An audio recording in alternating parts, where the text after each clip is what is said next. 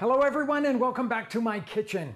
Today it's all about adobo verde. Now if you've never heard of adobo verde, join the club. Okay, that just means a green seasoning, if you will, but most people in Mexico know about adobo rojo, which is made from dried red chilies. So what I'm going to show you how to do is something that I have completely fallen in love with and always keep into my refrigerator because a little bit of it in anything from guacamole to a dip like I'm going to show you how to make today is absolutely spectacular. So it's a mixture of two different herbs and some garlic and green chilies all together in what may look to you like a pesto, but boy, it doesn't taste like a pesto. So to make the adobo verde, the first thing that we need to do is to roast garlic and green chilies. I'm using serranos here, and the garlic is roasted in its papery husk. That takes around 10 minutes for this garlic to get completely soft. It'll be dark in places. Once it's cooled down till it's handleable, which is what I've got here, you can just pop that little husk right off of it. This piece of it needs to be peeled too. I've really peeled all the rest of it already here.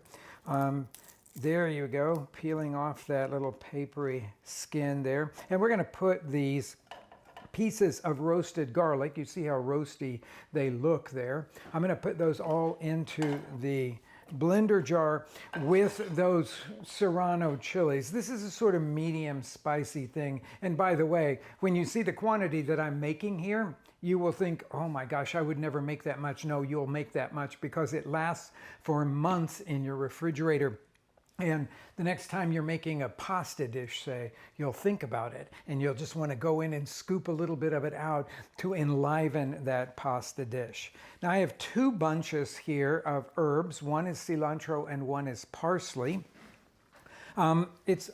Sizes of bunches just are all over the board. So I'm going to tell you each one of these weighs 2 ounces. I would call those sort of medium large bunches. I'm just going to go in here and cut off the thick stems from the bottom.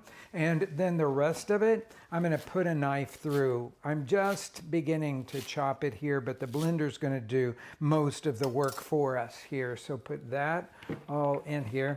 This is a great thing to keep in mind when you buy a big bunch of cilantro and you can't get through it all, and you want to know, you don't want to lose it, so you can make it into adobo verde, and you will really enjoy having that.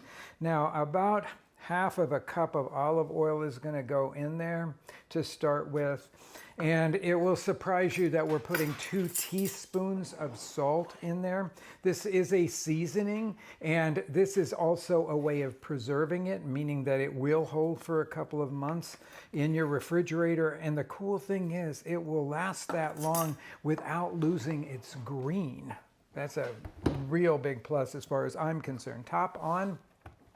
And we're going to dislodge this center part so that I can stream in the other half cup of the olive oil. I'm going to just start this, pulsing a couple of times just to get everything to start to move through it. And now the second half of the olive oil.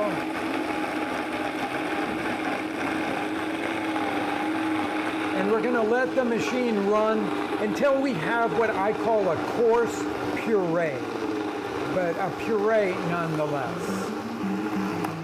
All right.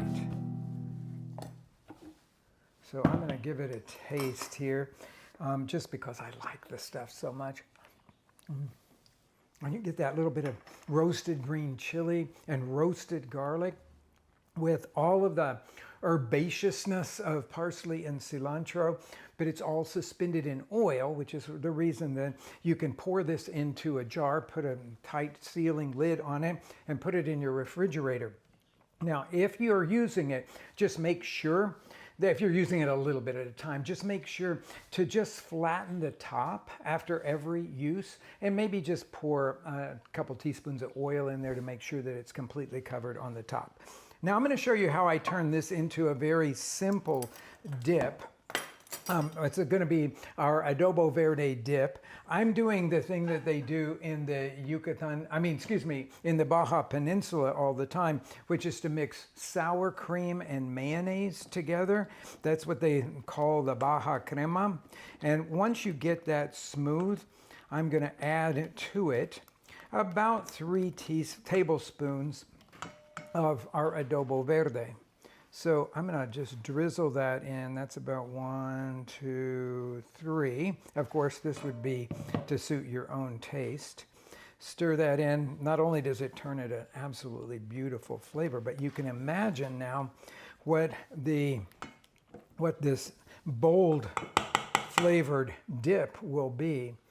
Just pour it into a bowl so that everybody can help themselves to this very sprightly flavored dip. I've got a whole bunch of things here from the farmer's market, but this is equally as good with some poached shrimp. You could imagine this just smeared on a piece of bread when you're making a sandwich. The ideas just go on and on. So I hope you fall in love with adobo verde as I have, and that you keep coming back to it to use in all different kinds of preparations.